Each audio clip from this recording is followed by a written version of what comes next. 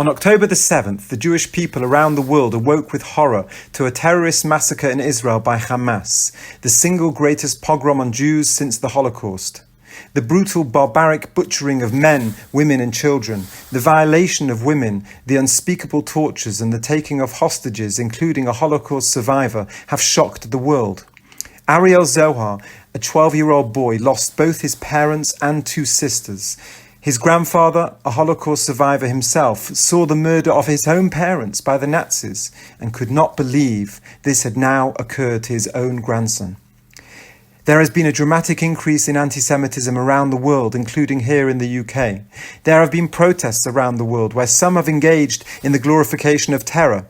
Israel to date has still not identified hundreds of the victims, let alone bury them.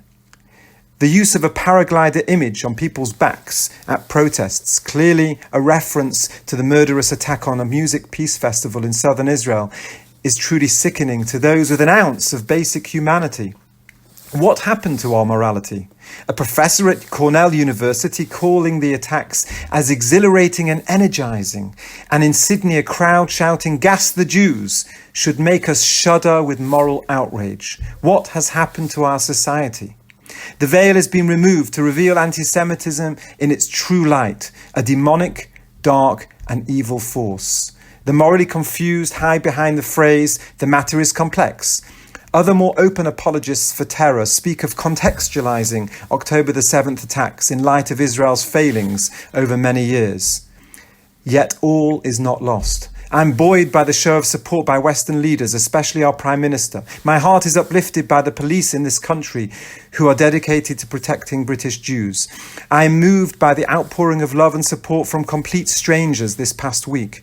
Just yesterday, a stranger from Lancaster from the Mormon Church joined us for our service to show his solidarity with the Jewish people and Israel. It is tragic that millions of pounds must be spent on protecting Jewish people at their synagogues, where each week they recite the prayer for the royal family, expressing their loyalty to Britain. It is twisted that our children must go to school surrounded by layers of security, but it is necessary. This event is not, as some describe, as part of an ongoing vicious cycle of violence. October the 7th is a defining moment not only for Israel, but for all civilization who believe in the sanctity of life. Because every right-minded person understands that anti-Semitism starts with the Jews, but never ends with them. Terror and evil must never be contextualized. It must be identified, eradicated, and uprooted. We read in last week's Torah portion of the terrible flood that God brought on mankind because the world had become morally corrupt and violent. Amazingly, the Hebrew word used is Hamas.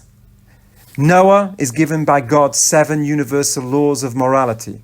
God is the creator of the universe and the author of morality. Morality is not relative.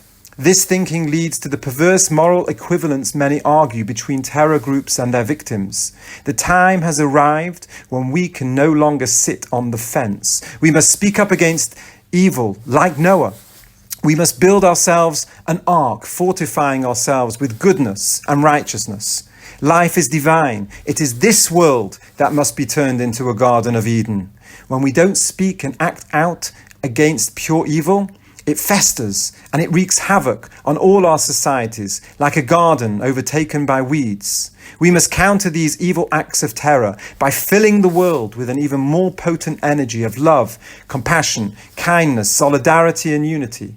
Every act of kindness we do to a stranger banishes the darkness and introduces a ray of divine light until the day described by the prophet Isaiah will arrive, when the glory of the Lord shall be revealed and all flesh together shall see that the mouth of the Lord spoke.